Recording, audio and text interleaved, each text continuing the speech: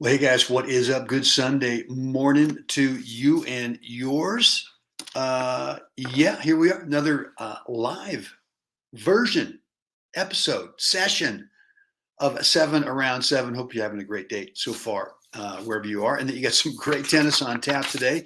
Singles, doubles, mix, whatever you've got, go get them today. Go out there and have some fun, and yeah. So look, guys, before we get started today on what I'm calling the doubles return of serve, is a recipe for peaking, right? It's not P-E-A-K, which is what we want. Unfortunately, it's kind of a negative thing, peaking. So we're going to get into that in just a second, and I'm going to tell you kind of what happens when you do that, maybe why you do that, and I'm going to give you an idea of what to do instead. Before we dive into that, just a quick heads up reminder: tomorrow, Monday, August 2nd, 11:59 p.m. Pacific, I am closing the enrollment for my new course on the doubles return to serve, and especially when you've got an active service partner up there, just making life miserable for you, right? Dancing around, fake poaching, whatever. And this this is really kind of one of the focuses on today's message to you, is that those guys and gals who are up there poaching, fake poaching, doing all this stuff, they can create a lot of peaking in what you're doing. So look, if you have not checked out what's in this course that'll help you settle down that active service partner over there initially, and then give you some freedom that you can go ahead and play the type of return that you want to with some confidence, go ahead and check out the course. The link is down below in the description area, and it's bundled. Again, a brand new course. It's bundled up with two other courses. It's an introductory offer. Price-wise is really good, but I've got a couple of extra courses in there for you as well that I think will make it kind of a no-brainer. If you're a little freaked out with that service partner over there and they're being super disruptive to your return to serve, highly recommend that you check out this course, guys. So let's talk about the doubles return to serve, and let's kind of define peaking first, right? Peaking is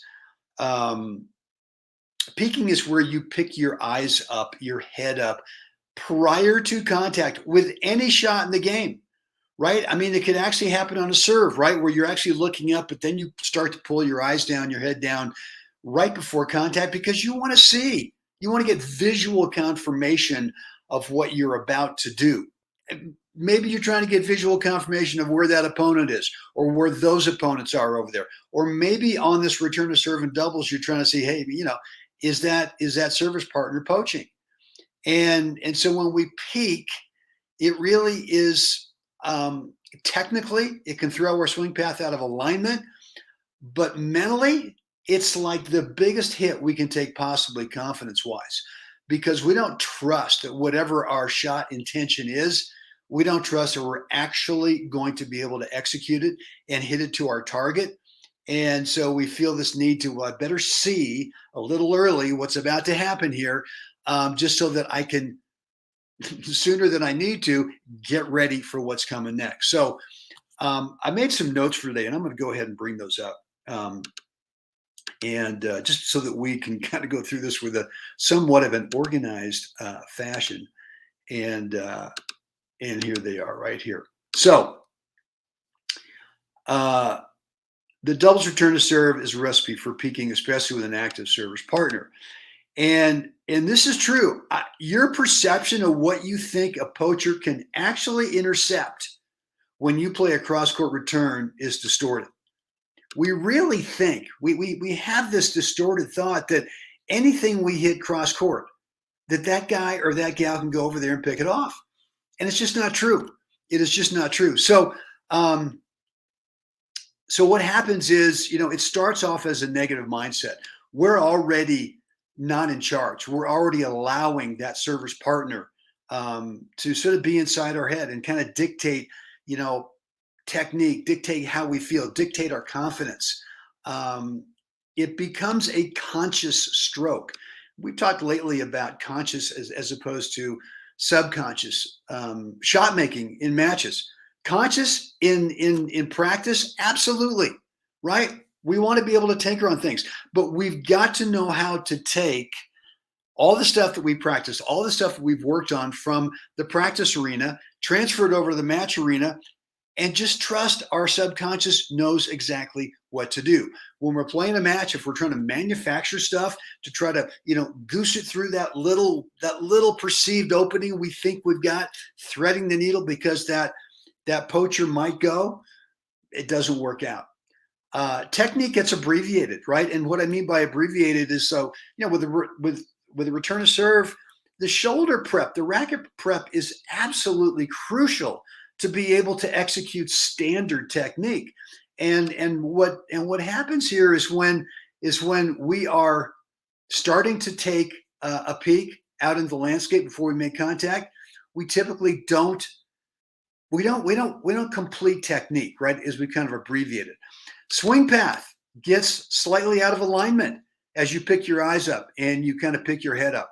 And the bottom line here is mindset wise or mentally, confidence takes a major hit, not only when you're returning, but it gets frustrating and it just works its way into the rest of your game in that match. So here's what I want you to try to do instead. And this is to kind of break the no peeking habit. Number one is pick out a target that's a spot above the top of the net. Pick out a target that's a spot at the top of the net that would land the ball at the intersection of that cross-court singles sideline and service line, right? You know where that is. I'm not talking about a target that would just hit the double sideline over there.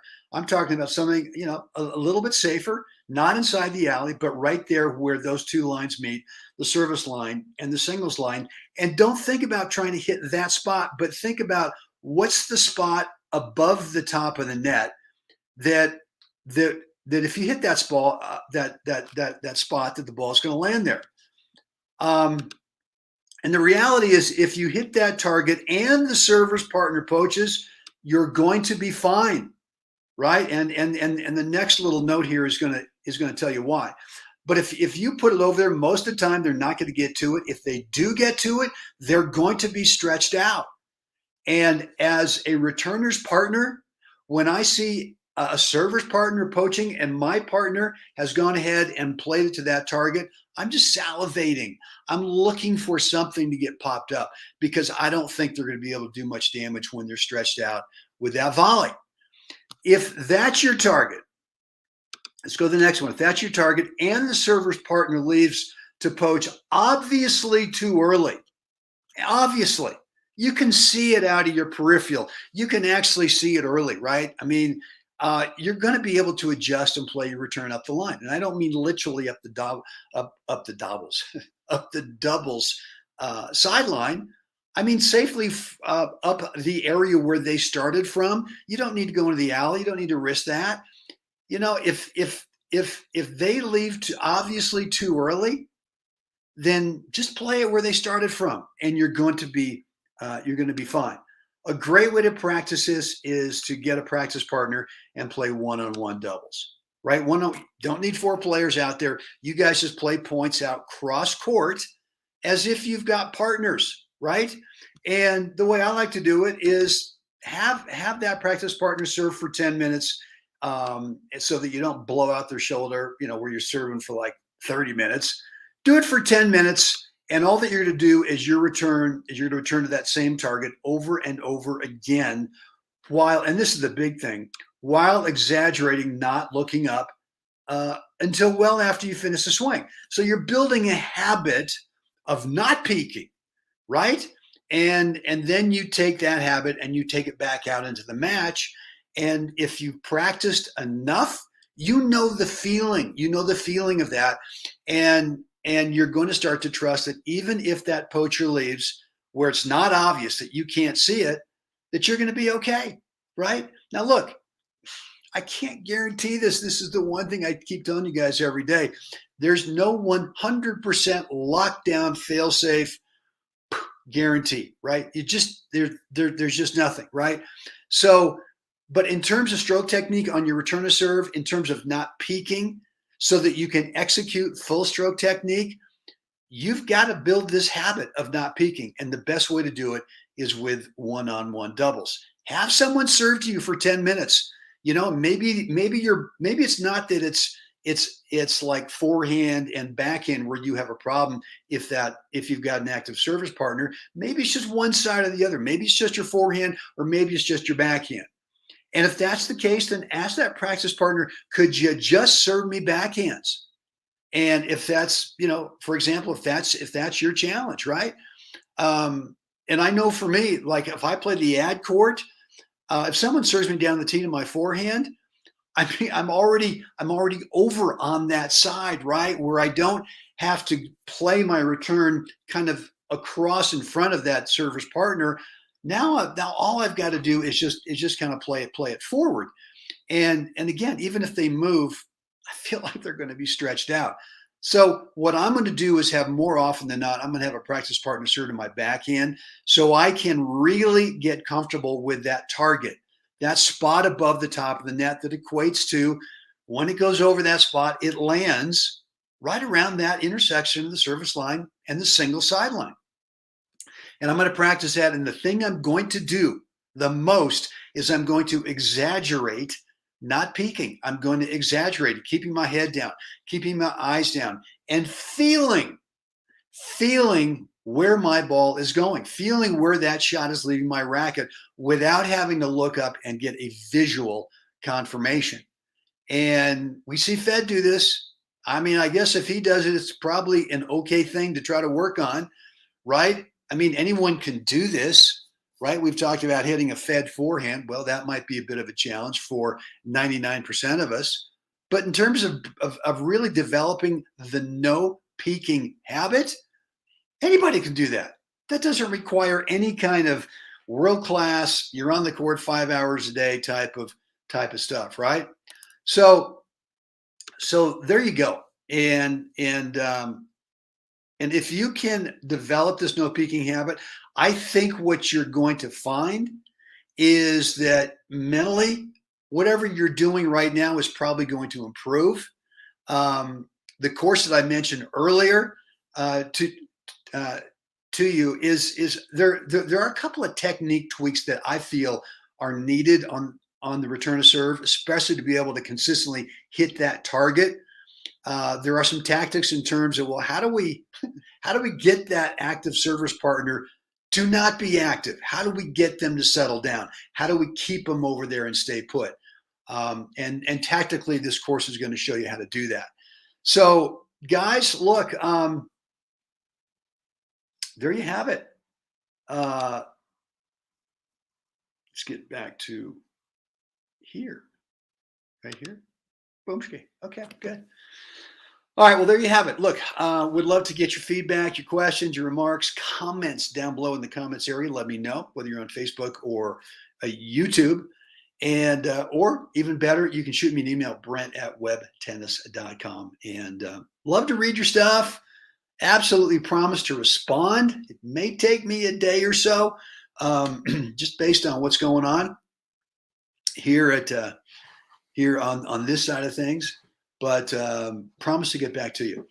All right, that's it. A quick reminder: tomorrow night, 11:59 p.m. Pacific. Enrollment in this doubles return to serve course versus an active server's partner. I got to shut it down. I got to shut it down then, just because price-wise and the bonuses, it's too way good of a deal.